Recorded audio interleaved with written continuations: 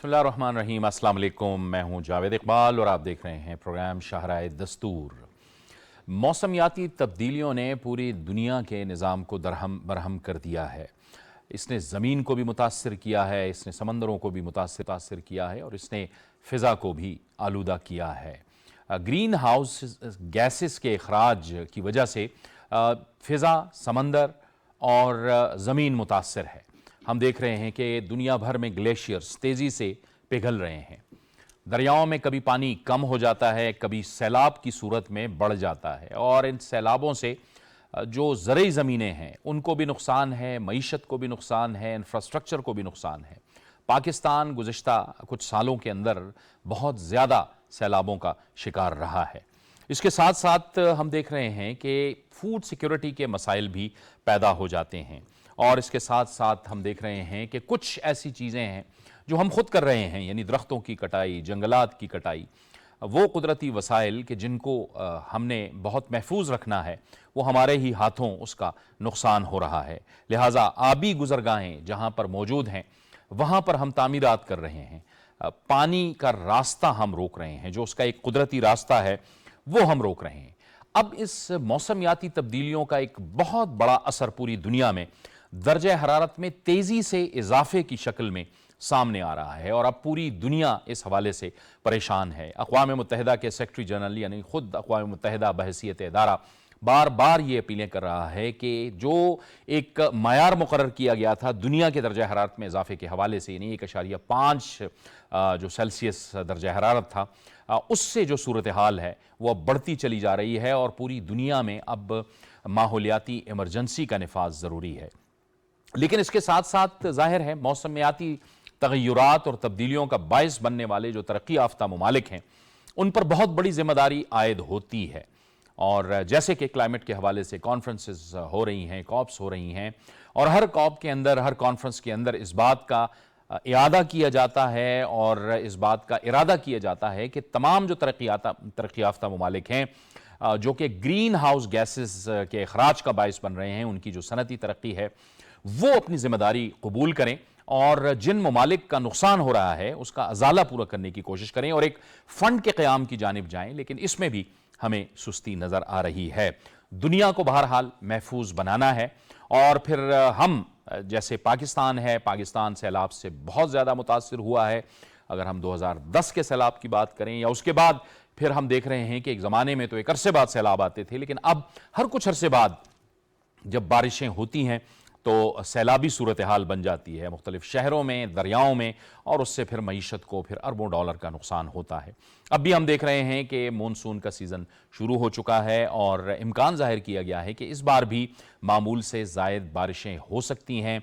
शहरों के अंदर फ्लैश फ्लडिंग, अर्बन फ्लडिंग के ख़तरात भी हैं और सैलाब के भी ख़तरात हैं। तो क्या तदाबीर हो सकती हैं, पाकिस्तान कर सकता है और फिर आलमी सतह पर उन कोशिशों का क्या होगा जो इस हवाले से की जा रही हैं। इन तमाम मामलात पर आज हम अपने इस खुसूसी प्रोग्राम में बात करेंगे और इसके लिए हमें ज्वाइन कर उसमें हमारे मेहमान क्लाइमेट एक्सपर्ट हैं जनाब मुनीर अहमद साहब, आपको हम खुश आमदेद कहते हैं। हमें आज ज्वाइन कर रहे हैं डॉक्टर शौकत अली, खुद भी क्लाइमेट एक्सपर्ट हैं। डॉक्टर शौकत साहब, आपको भी हम खुश आमदेद कहते हैं। और हमें ज्वाइन कर रहे हैं तज़कियाकार मलिक मंजूर साहब, आपको भी खुश आमदेद कहते हैं इस गुफ्तगू में। मुनीर अहमद साहब, बात तो हम ग्लोबली बाद में करेंगे, लेकिन इस बार भी ज़ाहिर है मानसून का सीज़न शुरू हो चुका है और ख़तरात का जिक्र किया जा रहा है कि अर्बन फ्लडिंग भी हो सकती है और बलूचिस्तान के अंदर तो सूरत हाल शुरू हो चुकी है। ख़तरात तो हैं हमें बहुत ज़्यादा। बिल्कुल ख़तरात हैं और NDMA ने भी इसके हवाले से काफ़ी अलर्ट्स वगैरह और कुछ महीनों से पहले से ही जो सूबाई सतह के ऊपर उनकी मीटिंग्स वगैरह हुई, तो उसके बाद काफ़ी एक जामे प्लान जो है, मंसूबा जो है वो तो सूबों के साथ शेयर कर लिया गया। लेकिन बुनियादी बात यह है कि आपने सूबों के साथ मुशावरत के साथ आपने मंसूबा भी बना लिया, अपनी हिकमत अमली तैयार कर ली, लेकिन क्या आपके पास ऐसा इंफ्रास्ट्रक्चर या गवर्नेंस सिस्टम मौजूद है कि आप किसी यूनियन काउंसिल तक उस तरह से बहुत इफ़ेक्टिवली पहुंच सकें? मेरा ये ख्याल है, बल्कि हकीकत भी यही है कि हमारे पास जो एफिशिएंट जिस तरह निज़ाम होना चाहिए उतना फ़आल और उस तरह से इफ़ेक्टिव हमारे पास सिस्टम मौजूद नहीं है। اس کی دو وجوہات ہیں. پہلا یہ ہے کہ ہمارے پاس لوکل گورننس سسٹم موجود نہیں ہے. جو یونین کونسل کا نظام اور یہ سارا تھا وہ ہمارے پاس موجود نہیں. دوسرا جو ہم نے ڈسٹرکٹ ڈیزاسٹر مینجمنٹ اتھارٹیز وغیرہ بنانی تھیں اور ان کو ضلعی سطح کے اوپر اور پھر یونین کونسل کے لیول پہ لے کے جانا تھا, وہ ابھی تک ہم جاوید صاحب اس کے اوپر کوئی بہت زیادہ کام نہیں ہوا. اور اگر ہم صوبوں کی سطح پہ دیکھیں تو وہاں پہ تو ظاہر ہے کہ ان کی جو مرکزیت ہے وہاں پہ تو موجود ہے, وفاق میں بھی موجود ہے, اور مشاورت تو بہت, ہم اس میں تو بہت ماہر لوگ ہیں کہ ہم گلی باتیں تو ہم پورا ساری کی ساری چیزیں بنا لیتے ہیں, اور ہمارے جو ادارے ہیں وہ بھی بہت ایفیشنٹ ہیں.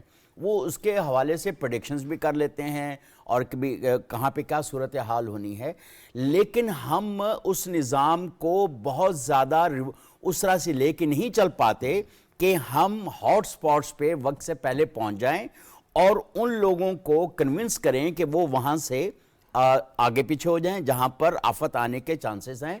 اور دوسری بات یہ ہے کہ 2010 سے ہم نے کئی دفعہ اس کے اوپر بات کی کہ پہلا جو ہمارے ساتھ بڑا سانحہ مونسون کا آیا تھا وہ 2010 کا تھا, کافی سالوں کے بعد.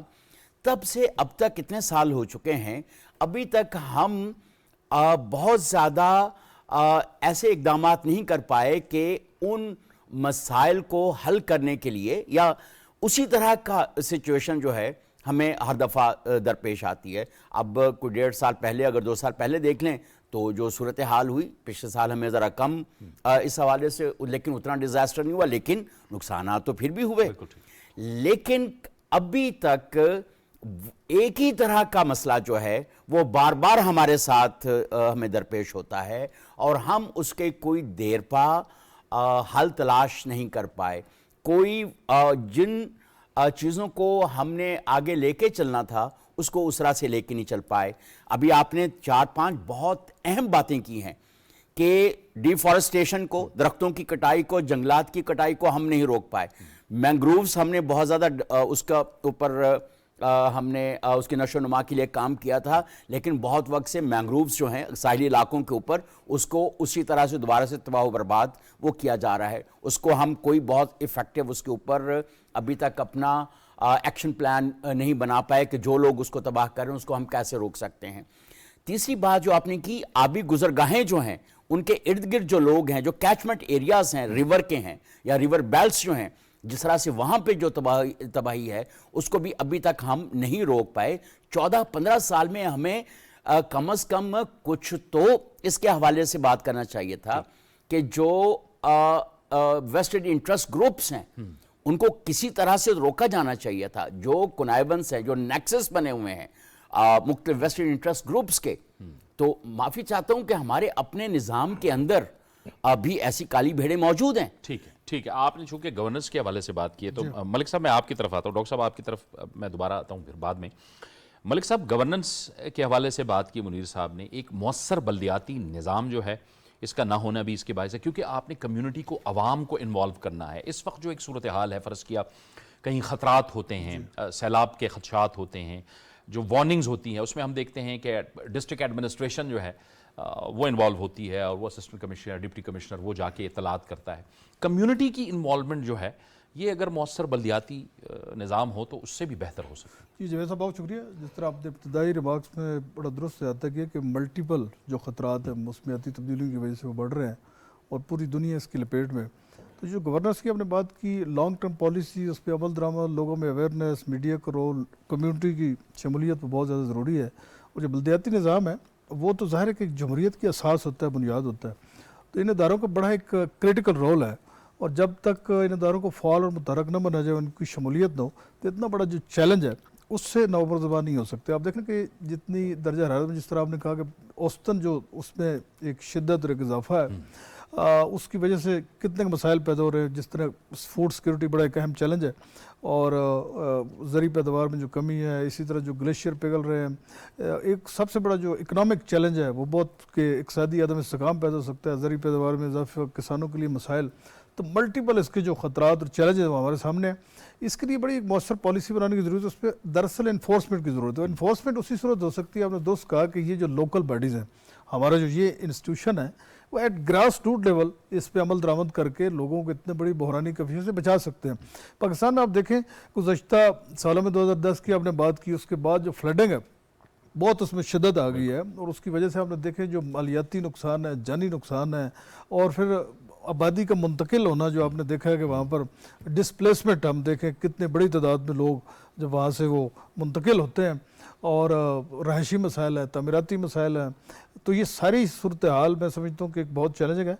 पाकिस्तान नो डाउट कि जो आलमी हमारे शराकतदार हैं, इदारे हैं, उनके साथ मिलकर काम कर रहा है, जो पेरिस अकॉर्ड है या दीगर हैं इदारे, उनके साथ एक कोऑर्डिनेशन है, लेकिन जो मिनिस्ट्री क्लाइमेट है, जो दीगर इदारे हैं, एक मौसर कोऑर्डिनेशन की जरूरत है। जिस मुनीर साहब ने बिल्कुल दुरुस्त कहा कि जो सूबे हैं, वफाक है, दीगर इंस्टीट्यूशन, एक मौसर कोऑर्डिनेशन की ज़रूरत है, और जब तक वो कोऑर्डिनेशन नहीं होती, मैं समझता हूँ कि जितने भी फैसले हम करते हैं, और हाईएस्ट लेवल पे आप देख सकते हैं कि प्राइम मिनिस्टर मीटिंग को चेयर कर रहे होते हैं, उसमें बहुत सारे डिसीजन होते हैं, लेकिन प्रैक्टिकली हम देखते हैं कि एट ग्रास रूट लेवल उन पे अमल दरामद नहीं होता है, और उस अमल दरामद न होने की वजह से हम समझते हैं कि बहुत ज़्यादा जो इस वक्त एक बहरानी और चैलेंजिंग सूरत हाल है उस पर उसको कंट्रोल करने की ज़रूरत है, और इस हवाले से लोगों की शमूलियत बहुत ज़्यादा ज़रूरी है। मीडिया के जिस तरह आपने बड़ा एक मौसर कदम उठाया कि आप एक लोगों में अवेयरनेस क्रिएट कर रहे हैं और इस इतने अहम इश्यूज़ को उजागर कर रहे हैं, दीगर भी जो हमारा ज़राए अबलाग है, अखबारात है, टेलीविज़न है, सोशल मीडिया, एक मुतहर्रक फोकस होना चाहिए ताकि हम और इश्यूज़ को, ये सबसे एक अहम मौजूद है, एक बहुत बड़ा मसला है। और देखें सर जितने भी आलमी इदारों की रिपोर्ट्स हैं उसमें आप देखें तो Pakistan is one of the most affected country in the world actually. बिल्कुल ठीक आप कह रहे हैं डॉक्टर शौकत साहब, ये सिर्फ पाकिस्तान नहीं है बल्कि दुनिया भर इससे मुतासर हो रही है।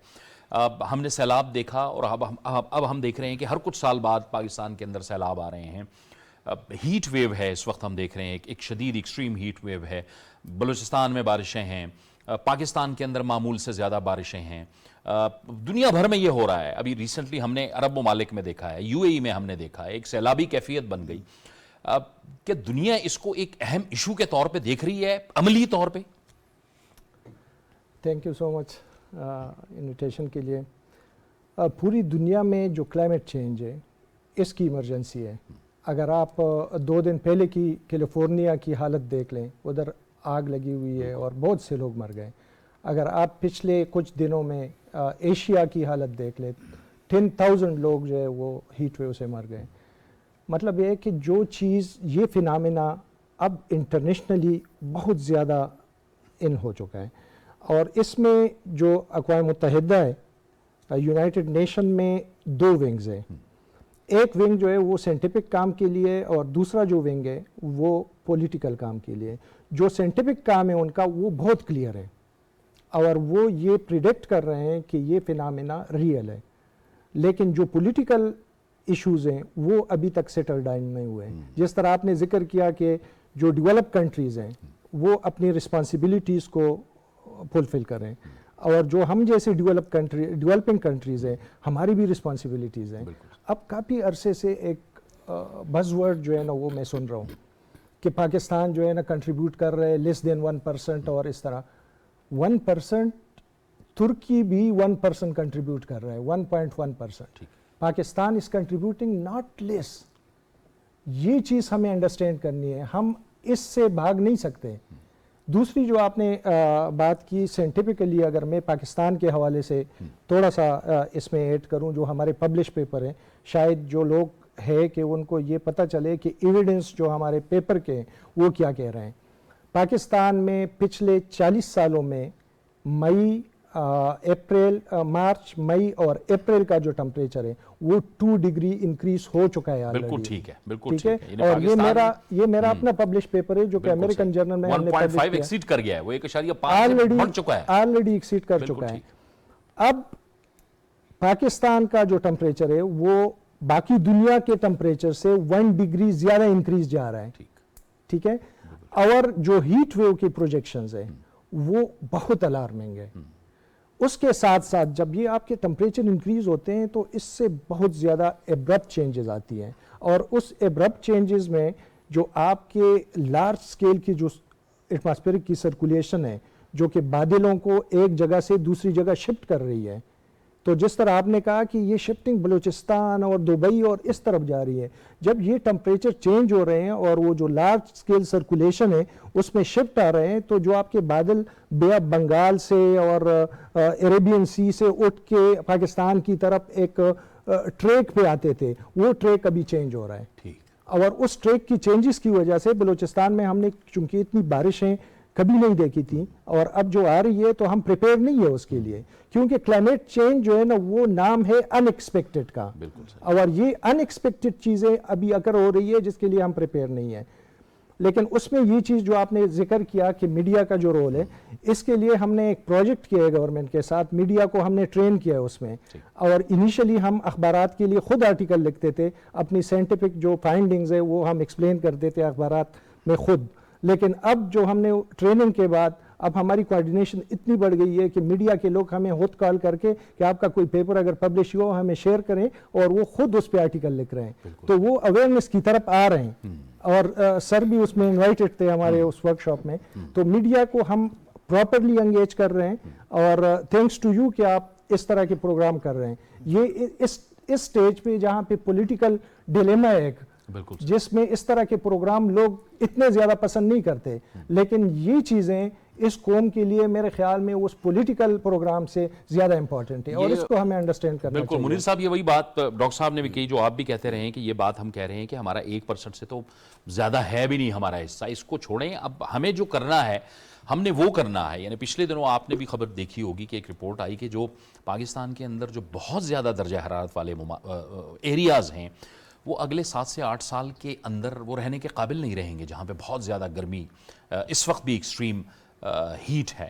تو ہمیں خود سے بھی بہت کچھ کرنے کی ضرورت ہے. جاوید صاحب، آپ کہہ رہے ہیں کہ 7-8 سال میں یہ مجھے کہنے میں کوئی بات نہیں ہے کہ وہ ابھی بھی رہنے کے قابل نہیں ہیں. جو لوکل ڈیواسٹیشن ہے، جو آپ نے قدرتی ماحول، جو ارد گرد آپ کے جو قدرتی وسائل تھے ان کو جتنا آپ نے تباہ کیا ہے، یہ بالکل ڈاکٹر شوکت صاحب سے میں بالکل سہمت ہوں، اور میں اس کو انڈورس کرتا ہوں کہ پچھلے دنوں ایس ڈی پی آئی کی ایک رپورٹ میں، جیسے میں نے پچھلے پروگرام میں بھی ذکر کیا تھا، شاید 1.86 کوئی ایسے کوئی تھا یا کوئی 6.8 سم ویئر، میں تھوڑا سا کنفیوز اس پہ ہوں، کہ انہوں نے کہا کہ ہم آلریڈی جو 1.5 درجہ حرارت کی جو سینٹی گریڈ کی آپ بات کر رہے ہیں نا 1.5 کی، ہم اس کو آلریڈی کراس کر چکے ہوئے ہیں. بالکل ٹھیک. اور اب ایسی صورتحال کے اندر آپ کو جو اپنے لوکل جو آپ کے مقامی سطح کے اوپر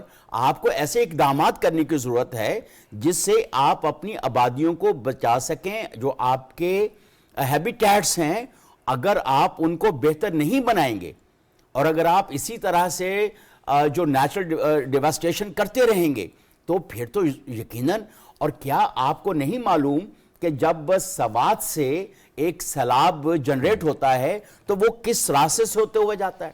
تو کیا اس کے راستے میں آنے والے، اگر آپ اس کے ارد گرد اگر آپ عمارتیں بنا لیں گے، جیسے ہم سیاحت کے نام کے اوپر کتنا ہم نے تباہ و برباد کیا.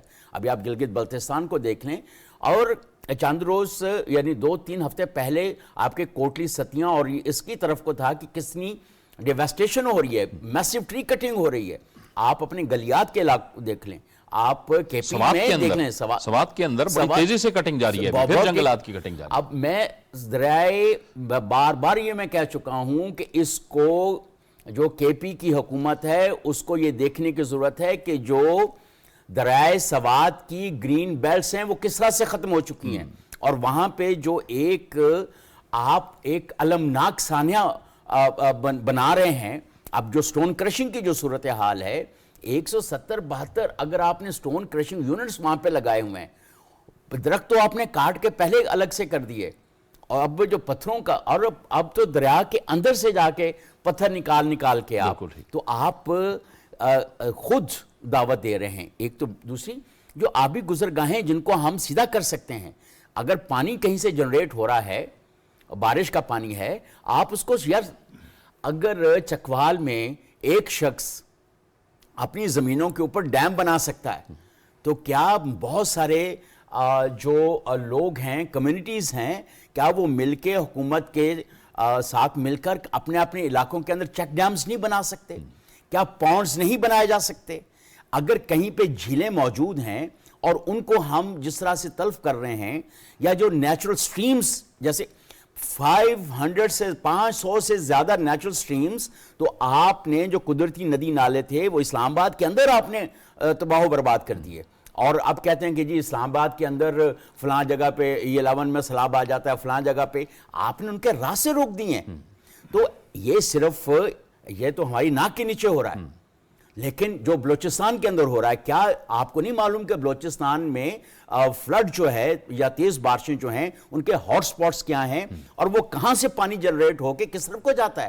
لیکن کیا آپ کو پتا ہے کہ اس نے سارا بالآخر ٹھٹھا اور بدین کی طرف کو جانا ہے، اور وہاں پہ اتنی جو بڑی زمینیں موجود ہیں، تو کیا جہاں پہ جا کے وہ ویسے کھڑا ہوتا ہے اور لوگوں کو تباہ و برباد کرتا ہے، تو کیا آپ وہاں پہ اس کو کوئی ڈیم نہیں بنا سکتے؟ کیا اس کو وہاں پہ سٹور نہیں کیا جا سکتا؟ یا اسی طرح سے آپ کو معلوم ہے کہ گلوف کا فینومینا ہوتا ہے، اور آپ کے گلگت بلتستان کے اندر اور چترال کے جو اپر ایریاز ہیں، آپ نے کتنی میسو وہاں پہ ٹری کٹنگ کی ہے، جس کی وجہ سے گلوف فینومینا جو ہے وہاں پہ جو لیکس بننے کا عمل ہے، گلیشیئرز کے پگھلنے کا اور اس کے پھٹنے کا عمل، شیشپر لیک جو ہے جو گلوف کی وجہ سے بنی ہے، اس کے پانی کی وجہ سے وہ ہر سال پھٹتی ہے۔ ٹھیک، آپ آج تک نیپال میں بھی یہ صورتحال ہوتی تھی، لیکن نیپال نے اس فینومینا کو روکا ہے اور اس کو بہت طریقے کے ساتھ اس پانی کو استعمال کرنا شروع کیا ہے۔ اب وہاں پہ گلوف فینومینا میں کمی آ گئی ہے۔ گلوف عام ناظرین کے لیے بتائیے گلوف مختصر الفاظ میں۔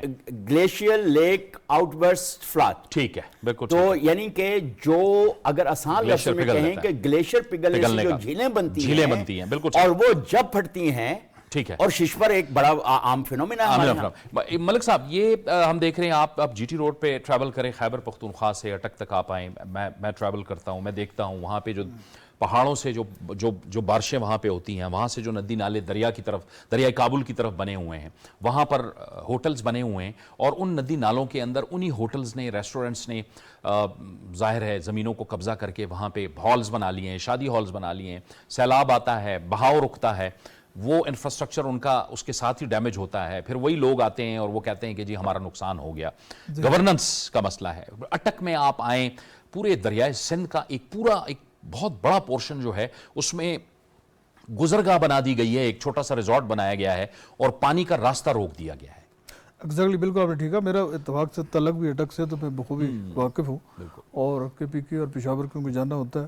تو یہ جو ان لیگل کنسٹرکشن ہے اور مشروم گروتھ، ہاؤسنگ سوسائٹی اور ہوٹل اور یہ جو کمرشل پلازے اور اس طرح کی، دیکھیں اس میں ہمارا قصور تو ہمارے حکومتی اداروں کا ہے کہ دیکھیں نا، جو بھی ادارے ہیں وہ اس کو کیوں نہیں کنٹرول کرتے، اگر وہ کرتے ہیں تو یہ جو غیر قانونی تعمیرات ہیں، اس طرح کی گروتھ ہو رہی ہے، اس کو روکنے کی ضرورت ہے، اور اگر اس کو نہ روکا گیا تو یقینی بات ہے کہ بہت زیادہ خطرات آگے بڑھ سکتے ہیں، اور اس کی وجہ سے جو جانی اور مالی نقصان ہے، اس کے بعد وہی لوگ بالکل ہم نے دوست کہا کہ وہ آ جاتے ہیں جی ہمیں معاوضہ دیں، اور اس سے پہلے وہ یہ نہیں دیکھتے کہ یہ جگہ بنانے، ہوٹل یا تعمیرات یا گھر یا پلازے یا مارکیٹیں بنانے کی وہ ہے ہی نہیں، انلیگل سارا ہو رہا ہے۔ تو اس چیز کو میرے خیال میں بہت مؤثر انداز میں روکنے کی ضرورت ہے، اور حکومتی سطح پر اگر ہماری جو ترجیحات ہیں اس میں دیکھیں، جو موسمیاتی تبدیلی، جس کے کلائمیٹ چینج، اور جس طرح پوری دنیا میں ایک ڈاکٹر صاحب نے دوست کہا کہ ایک ایمرجنسی ہے ماحولیاتی، تو حکومت پاکستان کو بھی چاہیے کہ اس حوالے سے باقاعدہ طور پہ ایک ایمرجنسی کا نفاذ کرے، اور ہماری جو پرائرٹیز ہیں اس کا اثر نو تعین کرے۔ آپ دیکھ سکتے ہیں گزشتہ کئی دہائیوں سے جتنے بھی حکومتیں آئیں، کسی حکومت کی ترجیحات میں ماحولیاتی جو تبدیلیاں، اس طرح کوئی کلائمیٹ چینج، گلوبل وارمنگ، اس طرح کے جتنے چیلنجز ہیں وہ ہماری ترجیحات رہی نہیں ہیں۔ تو اب بڑی ضرورت ہے کہ اس حوالے سے جو لیکن گزشتہ کئی سالوں سے ہم اس پہ بات کر رہے ہیں، کیونکہ ہم دیکھ رہے ہیں کہ پی ڈی ایم کی حکومت جب آئی تو وہاں وزیر خارجہ بلاول بھٹو زرداری تھے، انہوں نے مختلف فورمز میں جا کے خود وزیر اعظم صاحب نے، شہباز شریف صاحب نے اس وقت میں بھی اور اب بھی وہ جن خطرات کا ہمیں سامنا ہے اس کو وہ پیش بھی کر رہے ہیں اور دنیا کو باور بھی کرا رہے ہیں اور بتا بھی رہے ہیں دنیا کو۔ ضرورت اس بات کی کہ گراس روٹ لیول پر اس کی امپلیمنٹیشن کی میں بات کر رہا ہوں کہ جب تک عمل درآمد نہ ہو تو اس کے وہ نیچے گورننس میں بالکل میں یہ سمجھتا ہوں کہ بالکل ٹھیک ہے، ہماری جو منسٹری کلائمیٹ چینج ہے وہ بھی اس حوالے سے بڑا مؤثر کام کر رہی ہے۔ جس طرح میں نے پہلے بتایا کہ عالمی جو ادارے ہیں، اقوام متحدہ ہے، اس کے ذیلی ادارے ہیں، बेशुमार डोनर एजेंसीज़ हैं, शराकत दार हैं, उनके साथ हमारी एक कोऑर्डिनेशन है और पाकिस्तान की एक मौसर नुमाइंदगी होती है इंटरनेशनल फोरम पे, जो भी कन्फ्रेंसेस, सिम्पोजियम, इस तरह की चीज़ें हो रही हैं, उसमें हमारे वफूद भी जाते हैं। और इस हवाले से अब पार्लियामेंट के अंदर भी आप देखें कि आवाज़ें आप सुन रहे हैं, इस हवाले से जो स्टैंडिंग कमेटीज़ हैं, जो दीगर लोग हैं, वो भी आवाज़ें बुलंद कर लें। लेकिन सबसे इंपॉर्टेंट, जिस तरह मैं पहले कह चुका हूँ कि हमारा मीडिया से तल्लुक़ है, तो मीडिया का एक प्रोएक्टिव रोल होना चाहिए और इस हवाले से खुसूसी नशरियात होनी चाहिए, खुसूसी प्रोग्राम होने चाहिए और लोगों में जितनी अवेयरनेस क्रिएट की जाए वो कम है। बिलखुसूस मैं समझता हूँ कि ये जो एक टॉपिक है, अब तो यूनिवर्सिटियों में, कॉलेज में एज ए निसाब इनको, बच्चों को, हमारी जो यूथ है उनको अवेयर करने की ज़रूरत है, ताकि उसमें जब तक हमारे यूथ की इन्वॉल्वमेंट नहीं होगी तो इतने बड़े चैलेंज से हम नुमर दज़मा हो नहीं सकते। और सबसे जो इसका मैं समझता हूँ, जो ग़िज़ाई ये जो बहरान और जो फूड सिक्योरिटी को हम देख रहे हैं, ये बहुत मुस्तकबिल में एक बहरान बढ़ सकता है। और उसकी वजह से हम देख सकते हैं हमारी जो ज़री पैदावार है उसमें बहुत कमी हो रही है सैलाब की वजह से। अब देखें जो कल्टीवेशन के और जो भी फसलों की जो काश्त के उनके मौसम में जो तब्दीली है और अनएक्सपेक्टेड जो सैलाब और इस तरह के कहत की सूरत हाल, आप थर ये देख लें, सिंध का जो इलाका है डेजर्ट, वहाँ पर कहत साली से कितने लोग मुतासर होते हैं। तो इन सारी चीज़ों को मेरे ख्याल में ऑन दी होल देखने की ज़रूरत है। इस हवाले से बड़ा एक मौसर एक्शन प्लान बना के लोगों को इन्वॉल्वमेंट करने की ज़रूरत है। ये सब इसमें मैं एक चीज़ ऐड करना चाह रहा हूँ, जो सवाल आपका जो था ना, जो मंजूर साहब से आपने पूछा, उसमें मेरी दो गुजारिशात हैं। पहली गुजारिश ये है कि हमें क्लाइमेट एक्टिविस्ट ग्रुप्स बनाने चाहिए हर शहर के अंदर, ये शहरियों ने खुद बनाने। बिल्कुल ठीक। और अगर जैसे हमारे इस्लामाबाद के अंदर भी इस तरह के 2-3 ग्रुप्स काम करते हैं तो बहुत प्रोएक्टिवली वो काम करते हैं, तो उसकी वजह से काफ़ी तब्दीली आती है। एक तो हर शहर के अंदर मैं ये समझता हूँ कि इस तरह के क्लाइमेट एक्टिविस्ट ग्रुप जो हैं या इन्वायरमेंटलिस्ट जो हैं, इनके ग्रुप्स का होना बड़ा ज़रूरी है, वो आवाज़ उठाएं। एक बात। दूसरी बात यह है कि हुकूमत को चाहिए, जैसे हमारे पास इन्वायरमेंटल ट्रिब्यूनल्स हैं, अगर कोई शख्स ऐसा कर रहा है तो शहरियों को अपनी दरखास्तें उनके पास लेके जानी चाहिए। ठीक है। हमारे जो इन्वायरमेंटल ट्रिब्यूनल्स हैं पूरे मुल्क में बने हुए हैं, लेकिन उनके पास कोई शिकायत नहीं जा रही हैं। ठीक है। और हमारे ईपीएस मौजूद हैं, ईपीएस को भी शिकायतें की जा सकती हैं। ठीक है। तो जब तक शहरियों का अपना इफेक्टिव रोल नहीं होगा, प्रोएक्टिव रोल नहीं होगा, तो हुकूमतें भी, आपको पता है ना कि आप ठीक है, वो आवाम को मुतहर्रिक होना होगा। डॉक्टर शौकत साहब, ये WMO वर्ल्ड मेटीरियोलॉजिकल ऑर्गेनाइजेशन है, इनकी एक रिपोर्ट है जिसमें वो कहते हैं कि गुज़िश्ता 8 बरसों के अंदर समंदरी जो दर्जा हरारत है उसमें भी बेपनाह इजाफा हुआ और ये गर्मतरीन साल थे। वो ये भी कहते हैं कि इस वक्त जंगों से ज़्यादा नुकसानात वो दर्जा हरारत में इजाफे की वजह से पूरे माहौल को सफ़र करना पड़ रहा है। यानी पूरी दुनिया के अंदर जो हर 6 अमवात हो रही हैं उसमें से एक मौत जो है वो एक्सट्रीम हीट वेव, माहौलियाती आलूदगी, इसकी वजह से हो रही है। यानी ये इंसानों की सेहत के लिए भी एक बहुत बड़ा ख़तरा है।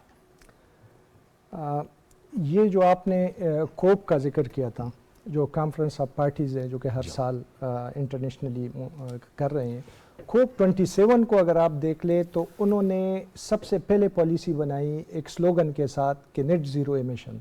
बिल्कुल। कोप 26।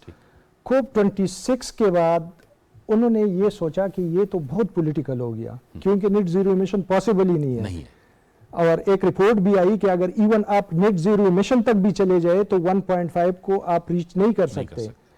फिर वो शिफ्ट हो गए कि चले इसको लेके जाते हैं लॉस एंड डैमेज पे। ठीक है। अब जब लॉस एंड डैमेज पे चले गए तो पाकिस्तान ने जो है ना वो $30 बिलियन का एक लिस्ट दे दिया। उन्होंने कहा है कि ये तो हर कंट्री से अगर इस तरह लिस्ट आनी शुरू हो जाए तो वो भी पॉसिबल नहीं है। पाकिस्तान को कुछ हिस्सा मिल गया, लेकिन अभी तक सिर्फ कमिटमेंट है, जो प्लेजेस हैं बस वही। अब जो लास्ट कोप 28 हुआ है वो सेंट्रल है क्लाइमेट चेंज एंड हेल्थ पे। बिल्कुल। अब ये पता ही क्या कर रहे हैं, अब ये कह रहे हैं कि हम इसको ज्यादा से ज्यादा ह्यूमन इंटरेक्शन की तरफ ले आए, इस पॉलिटिकल चीज को, कि लोगों को अवेयर करें और लोगों को फील करें कि ये आपका मसला है, ये आपके हेल्थ का मसला है। तो सबसे पहले तो ये चीज स्टार्ट हो गई। अब जब क्लाइमेट चेंज एंड हेल्थ का उधर एक बहुत बड़ा एक कॉन्फ्रेंस हुआ कोप में, तो WHO ने उसको लीड किया। और मैं लास्ट मार्च में WHO की उस मीटिंग में था جو کوپ کے بعد ہم نے انٹرونشن کے بارے میں سوچا کہ ہم کیا کر سکتے ہیں. اب ڈیلیما پتہ کیا ہے, پاکستان میں کیپیسٹی بلڈنگ کا بہت بڑا لیک ہے. مجھے وہاں سے WHO کے ایک بندے نے کہا کہ پاکستان سے اچھے پروپوزل آ ہی نہیں رہے. مطلب ہے کہ کیپیسٹی بلڈنگ ایک پولیٹیکلی تو ہم بہت بات کرتے ہیں, ایکٹیوسٹ کی بھی سر نے بات کی, وہ بھی بہت ضروری ہے, لیکن جو کلائمیٹ چینج کا جو ریئل سائنس ہے اس کی بہت بڑی کمی ہے. صرف کامسیٹ ایک آرگنائزیشن ہے جو کہ میٹرالوجی پہ یا کلائمیٹ چینج پہ ڈگری کروا رہی ہے. پاکستان میں اس کے لیے کیپیسٹی بلڈنگ کی بہت ضرورت ہے, کیونکہ آپ کے پاس جب ایکسپرٹس نہیں ہوں گے بالکل صحیح, تو وہ کس طرح آپ کے لیے اچھے پروپوزل لکھیں گے, کس طرح آپ کو انٹرنیشنل فورم پہ نیگوشیٹ کریں گے. تو جہاں پر آپ نے ہیلتھ کی بات کی تو ہیلتھ کے دو مین آسپیکٹ ہیں. ایک ڈائریکٹ ایفیکٹ ہے, جس طرح آپ نے ہیٹ ویو کی بات کی, وہ ڈائریکٹ ایفیکٹ ہے, اور ایک انڈائریکٹ ایفیکٹ ہے. انڈائریکٹ ایفیکٹ پہ ہم نے پیپر پبلش کیے ہیں, اور ڈینگی کا میں آپ کو کیس بتا رہا ہوں. ہم نے 2016 میں یہ چیز پروجیکٹ کی تھی کہ جو آپ کی ڈینگی کے کیسز ہے یہ نارتھ کی طرف شفٹ ہو رہے ہیں. اور پہلے یہ کیسز جو ہے نا کراچی میں ہوتے تھے, پھر لاہور کی طرف آ گئے, اب ہری پور اور سوات کی طرف ڈینگی کے کیسز چل رہے ہیں, کیونکہ جو آپ کی ٹمپریچر کی شفٹنگ ہے وہ آپ کے اوپر جا رہی ہے. جو نارتھ سائیڈ ہے وہ وارمر زیادہ ہو رہا ہے ابھی. تو یہ جو الارمنگ سچویشن ہے کہ اس سے آپ کے ہیبیٹیٹس بھی چینج ہو جائیں گے. اب جس طرح منظور صاحب نے کہا ہے کہ جو آپ کے کچھ سٹیز ہیں کہ وہ لیونگ کے قابل نہیں ہیں, ٹھیک ہے, ایون دو اگر ایکسٹریم ہیٹ کی چیزیں ہیں, اس کے لیے جو انٹرونشن ہے, اگر آپ چھوٹے چھوٹے سے انٹرونشن کر لیں, سپوز میں آپ کو ایک ایگزامپل دیتا ہوں, کراچی میں اگر آپ سبیل لگا دیں, آپ درخت لگا دیں, دیکھو ایفیکٹ کون ہو رہا ہے, ایفیکٹ میں اور آپ جیسا بندہ جو اے سی میں بیٹھے ہوئے ہیں یا کوئی جو امیر لوگ ہیں وہ ایفیکٹ نہیں ہو رہے ہیں. جو غریب طبقہ ہے, جو مزدوری کر رہا ہے, جو ہیٹ ویو کو یا سولر انرجی کو بالکل ڈائریکٹ اس سے افیکٹ ہو رہا ہے, اس کے لیے مسئلہ ہے, اس کو ڈی ہائیڈریشن ہو جاتی ہے. اس کے لیے آپ سبیل کر لیں, اس کے لیے کوئی شیلٹر بنا دیں کہ سائے میں وہ 1-2-3 منٹ کے لیے رکے, اس کے لیے پانی پرووائڈ کریں. تو یہ چھوٹی چھوٹی انٹرونشن ہے, یہ تو کم از کم ہم آسانی سے کر سکتے ہیں. جہاں تک کلائمیٹ چینج اور ہیلتھ کے فیوچر کا تعلق ہے, تو اس میں WHO نے بہت اچھے انیشیٹو سٹارٹ کیے ہیں, اور اس میں ہمارے کنٹریز کے لیے آلریڈی جو ہے نا منسٹری آف ہیلتھ نے اس پہ کام شروع کیا ہے, اور بہت اچھا کام کر رہے ہیں. وہ کچھ UK کے آرگنائزیشن ہیں, ان کے ساتھ بھی چل رہا ہے, کچھ باقی کنٹریز کے آرگنائزیشن ہیں, اور فنڈز آ رہے ہیں کچھ. لیکن جو فنڈز ہیں جو ہم گریب کرنا چاہتے ہیں, اس کے لیے اچھے پروپوزل کی ضرورت ہے. لیکن جو ترقی یافتہ ممالک ہیں جو اس کا باعث بن رہے ہیں, ڈاکٹر شوکت صاحب, آپ کیا ان کی جو ایک کمٹمنٹ نظر آ رہی ہے وہ ویک کیوں ہے, وہ کیوں کترا رہے ہیں ذمہ داری لینے سے؟ جو بار بار کاپس میں بھی بات ہو رہی ہے کہ آپ فنڈ قائم کریں, کیا ان کے مسائل کیا ہیں؟ وہ تیار نہیں ہیں اس بات کو ماننے کے لیے. یہ کوشچن ابھی میں نے اسپین میں جو آرگنائز کر رہے تھے کانفرنس سے یہ کوشچن کیا, ایگزیکٹلی یہی کوشچن کیا کہ آپ لوگ کیوں کترا رہے ہیں ہمیں فنڈز دینے کے لیے. اصل میں مسئلہ یہ ہے کہ ان لوگوں کی اکانومی جو ہے نا وہ بھی اتنی اچھی نہیں جا رہی ہے. کچھ کنٹریز ہیں جن کی اکانومی اچھی جا رہی ہے, اور کلائمیٹ کا کاسٹ اتنا زیادہ ہے کہ وہ افورٹ نہیں کر سکتے, کیونکہ ان کے خود, ابھی میں نے آپ کو ذکر کیا کہ امریکہ میں 2-3 دن پہلے وائلڈ فائر اتنا زیادہ شدت سے آیا ہے اور اتنی زیادہ اموات ہوئے, تو وہ کہہ رہے ہیں کہ ہم اپنے ملک کو بچائیں یا ہم آپ کو بچائیں, ہمیں خود کچھ کرنا پڑے گا. جس طرح میں نے شروع میں کہا کہ 1% سے ہم اپنے آپ کو جان نہیں چھڑا سکتے. ترکی جو کہ اتنا بہت بڑا اکانومی ہے وہ 1.1% کنٹریبیوٹ کر رہا ہے. تو اگر ہم خود ترکی کو اور دوسری طرف پاکستان کو رکھیں تو ہمیں اس چیز کو کرنا پڑے گا. باقی جو ڈیولپ کنٹریز ہیں وہ کوئی سلوشن کی طرف جا رہے ہیں, یہ بھی نہیں ہے کہ ہم کہہ رہے ہیں کہ وہ جان چھڑا رہے ہیں. ہر جگہ پہ نیگوسیشن ہو رہی ہے, لیکن ان کا آپس میں بھی کلیشز آ رہی ہیں. کیونکہ اگر آپ چائنا کی پالیسیز دیکھیں, وہ کہتے ہیں کہ آپ تو آلریڈی ڈیولپڈ ہو چکے ہیں, ہم تو ڈیولپنگ فیز میں جا رہے ہیں, تو ہم اتنا کنٹریبیوٹ نہیں کر سکتے جتنا آپ کو کرنا چاہیے. اور ان لوگوں کی اپنی چیزیں ہیں, لیکن اگر ان کے ساتھ نیگوشیٹ کیا جائے, government to government, scientist to scientist and policy maker to policy maker, اور ایکسپرٹ لوگ ان سے کمیونیکیٹ کریں کہ ان کو آپ کے پروپوزل میں کچھ جان لگے, کہ واقعی. اور دوسری بات یہ ہے جب پروپوزل آ جائے تو اس کا وہ پروگرس رپورٹ, اس کی جو ویلیڈیشن ہے, اس کی جو سارا جو پروسیس ہے جو وہ ویلیڈیٹ کر رہے ہیں کہ یار ہمارے یہ فنڈز اچھی جگہ پہ لگے اور اس کے وہ انپٹ آئے ہیں یا نہیں, یہ بہت امپورٹنٹ ہے. اگر آپ ایک پروجیکٹ, 2 پروجیکٹ, 3 پروجیکٹ ایک ماڈل دے دیں ان کو تو ان کا ٹرسٹ ہو جائے گا. ادھر ایشو یہ ہے جس طرح انہوں نے کہا کہ کوارڈینیشن کا ایک بہت بڑا فقدان ہے.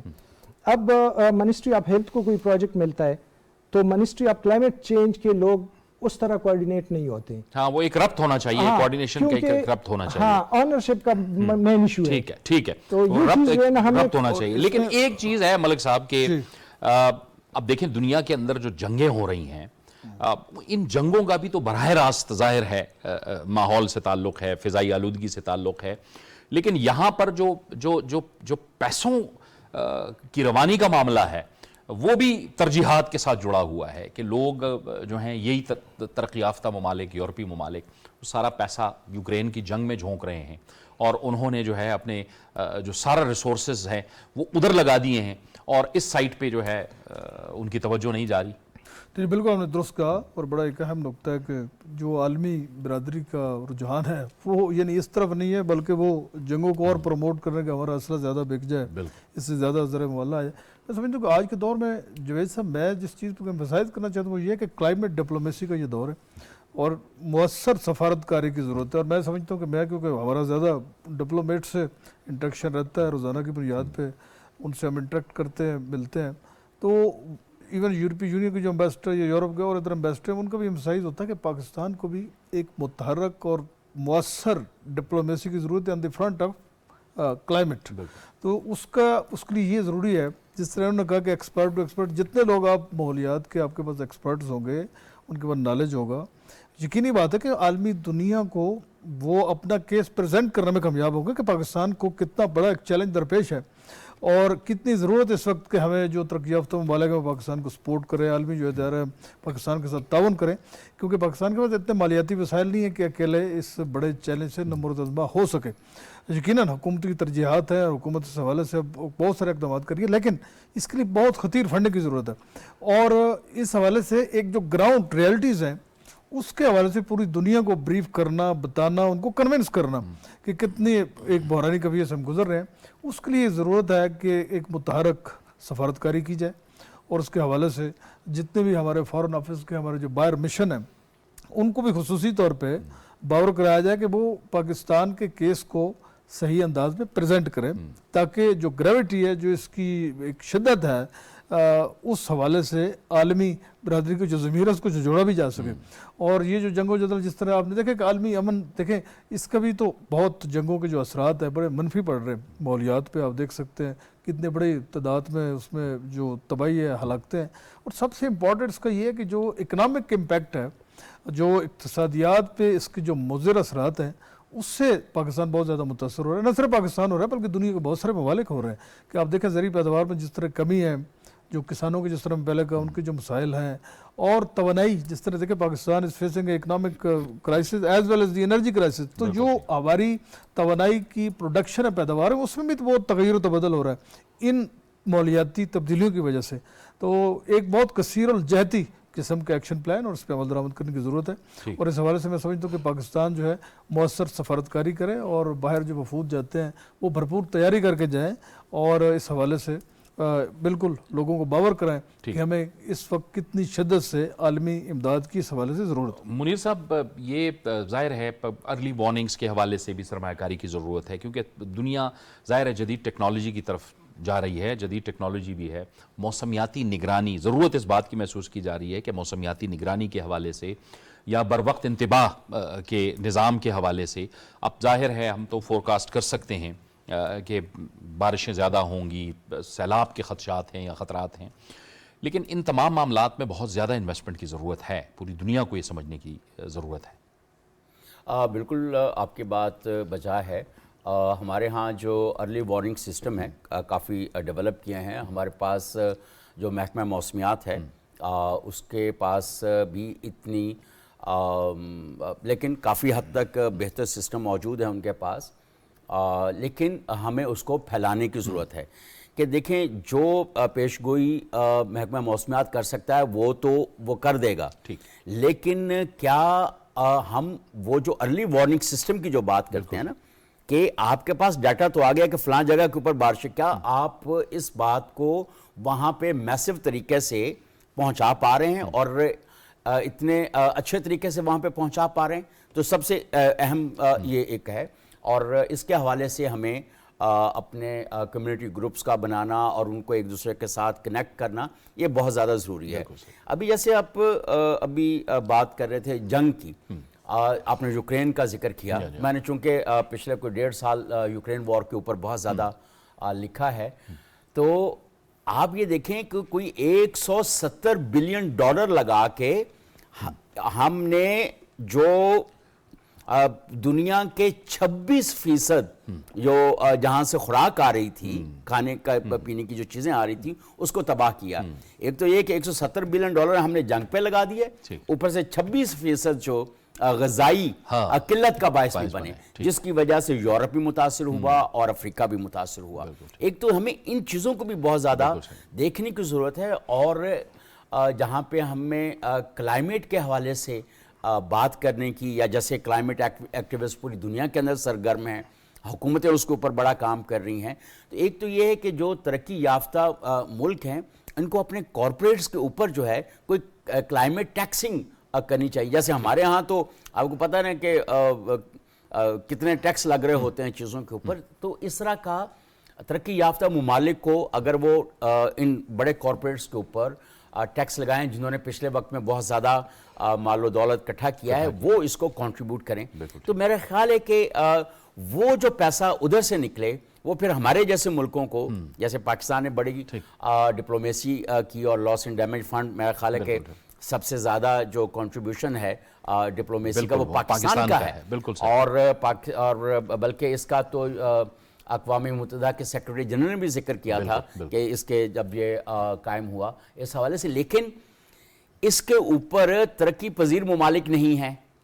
پھر اس کو جو آپ نے یہ دے دیا، یہ ورلڈ بینک کو دے دیا۔ ورلڈ بینک ایک کانٹریکٹنگ بیسکلی وہ ہے، ایک بینک ہے، اور وہ بہت زیادہ کمرشل موٹیوز کے اوپر اس طرح سے چل رہا ہوتا ہے۔ تو میرا یہ خیال ہے کہ یہ بھی تھوڑا سا جو اس کا لاس اینڈ ڈیمیج فنڈ کی جو گورننس ہے، اس کو بھی تھوڑا سا اب جو COP29 آئے گی اس کے اندر اس کو دیکھنے کی ضرورت ہے۔ اس میں بھی بہت ترقی پذیر اور ترقی یافتہ ممالک کے درمیان بہت اختلاف ہے اس معاملے میں، کیونکہ ترقی پذیر ممالک چاہتے ہیں کہ ایک آزاد فنڈ کا قیام عمل میں لایا جائے، لیکن وہ اس کے اندر ابھی تک نہیں ہے۔